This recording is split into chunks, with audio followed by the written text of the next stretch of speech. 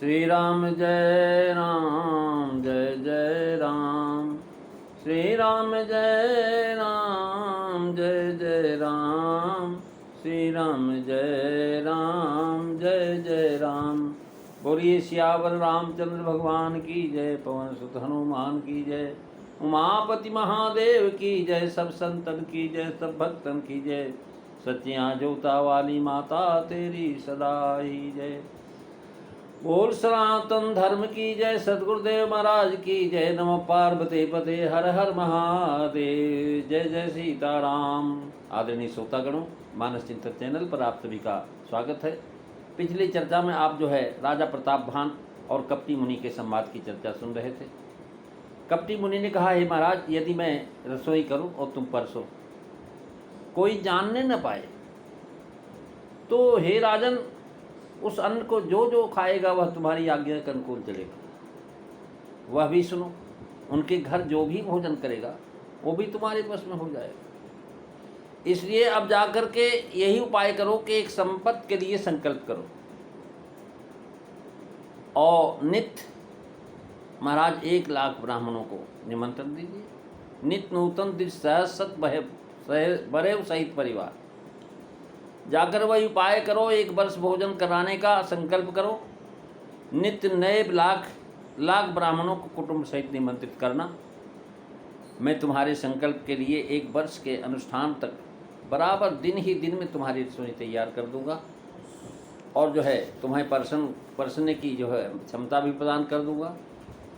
लेकिन यह है कि तुम परसोगे, हमें कोई जानने न पाए।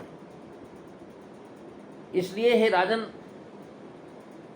थोड़ी सी विधि विधान से कह रहे हैं, यही विधि सकल देव हित होई। अर्थात जो है इसी प्रकार से तुम्हारा हित होगा। हे राजन, अत्यंत थोड़े कम कष्ट से समस्त ब्राह्मण तुम्हारे बस में हो जाएंगे। ब्राह्मण लोग जो होम यज्ञ और सेवा पूजा करेंगे, उससे संबंध से देवता सहज में बस में हो जाएंगे। तुमसे एक और पहचान की बात बताता हूँ कि मैं इस वेश से कभी नहीं आऊँगा। मैं तुम्हारे पुरोहित को महाराज माया से हरण कर लूँगा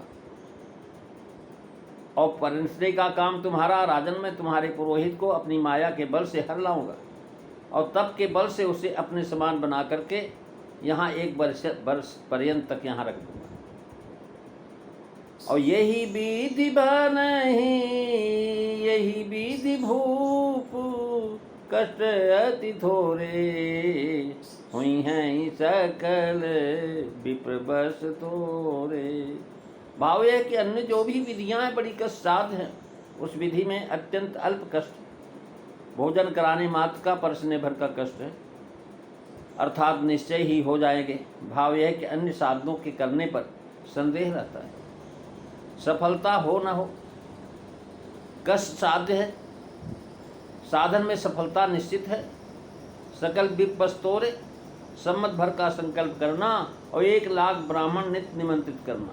यह कह करके महाराज सब विप्र बस हो जाए। कहने से पाया गया 3,60,00,000 घर उस समय वेदपाठी विप्रों के थे। करें विप्र होम मख सेवा, ते प्रसंग सहजे बस देवा। भाव यह कि देवताओं का बस में होना कठिन है, लेकिन वो सहज में ही तुम्हारे बस में हो जाएंगे।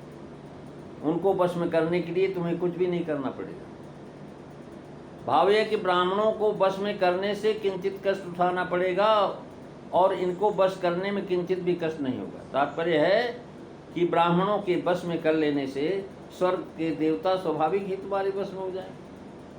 देवता सहज में ही बिना कष्ट किए कैसे बस में हो जाएंगे, तो ये बताया करें विप्र होम मख सेवा। यानी जो ब्राह्मण समाज आएगा तो महाराज जो हवन करते हैं, यज्ञ करते हैं, सेवा पूजा करेंगे, उसी के संजोग से देवता तुम्हारे बस में हो जाएंगे। यज्ञ आदि वे करेंगे और फल मिलेगा तुमको। केवल 1 बार उनको मेरे हाथ का बनाया हुआ भोजन खिला दो। और सुनो, और एक तो ही कहाँ लखाऊ, मैं ये ही बेस न आऊ बकाऊ। तुमरे उपरे हित करी माया, और हरियाण अब मैं करी निज माया। कहने लगे कि महाराज और सुनो।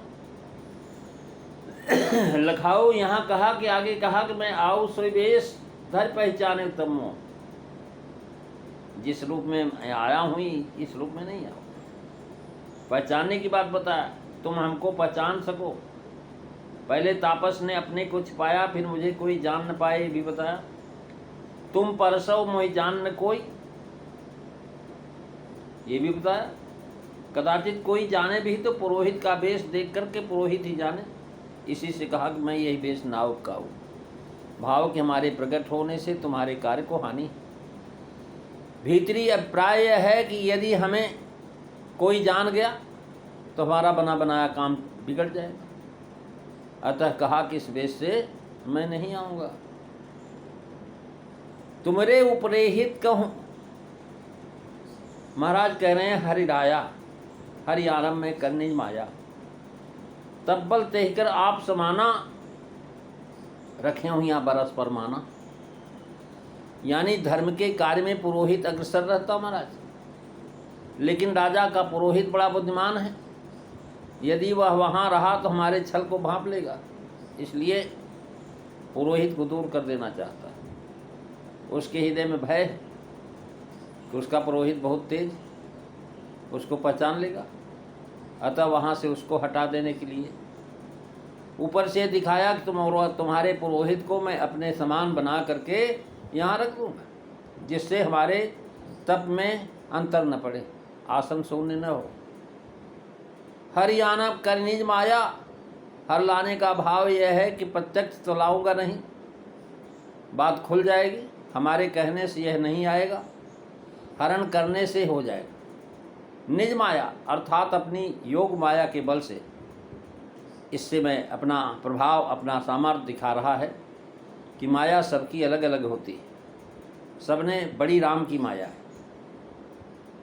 कह रहे हैं सुन खग प्रबल राम के माया, उसको बात देव की माया है।